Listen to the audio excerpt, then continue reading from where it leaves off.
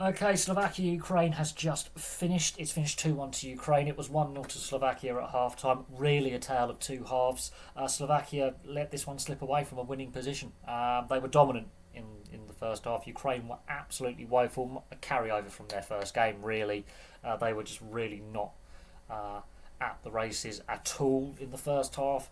Slovakia took a deserved 1-0 lead into half-time. Could have been more. Trubin, the Ukrainian goalkeeper, has kept Ukraine in the match, really, and kept the scoring down just to the one. Schranz with the goal for Slovakia after 17 minutes. That is some shocking defending from a throw-in by the Ukrainians, considering that they've just given away a very sloppy free kick, which Trubin has put out for a throw with a great save. That follow-up phase of play, I don't know what Ukraine are doing, but there's no pressure defensively, able to choose a cross, and Schranz has got his second goal of the tournament.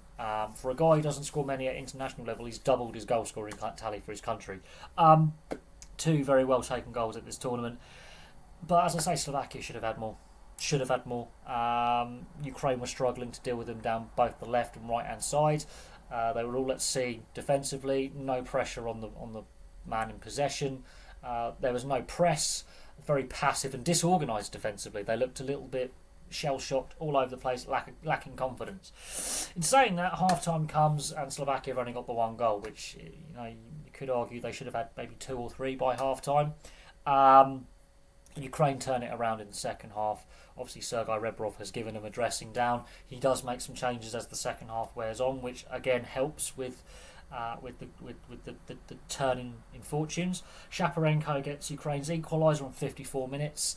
It's a well-taken finish, and it's all good build-up play. Everything's done at pace and with intent and purpose, with forward-thinking attack in mind. And Shaparenko, not known for his goal-scoring at international level, that's a very well-taken finish. Very well-taken finish. And the momentum's now swung to Ukraine. They were the better side in the second half. Yaremchuk, with his goal, that is a cheeky, deft finish. Great control to bring the ball down. Slovakia undone from the ball over the top, which is, I think, their one major weakness defensively, is they're not the quickest defensively, and they have a high line. Yaremchuk, brilliant, cheeky finish. Dubravka could do better there? Has he gone down a little bit early? Has he misread the flight of the ball?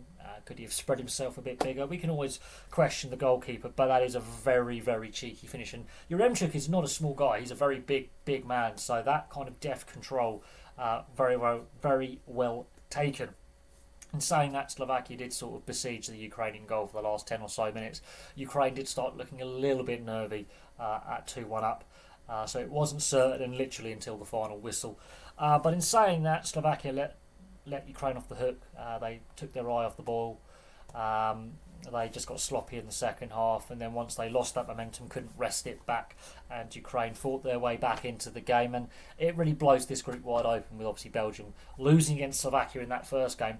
The group is now wide open, so any one of 4 teams can progress to the next round, which is good. I mean, that's what you want. You want to have a very competitive group stage, and this group has now been blown completely wide open with Ukraine's win.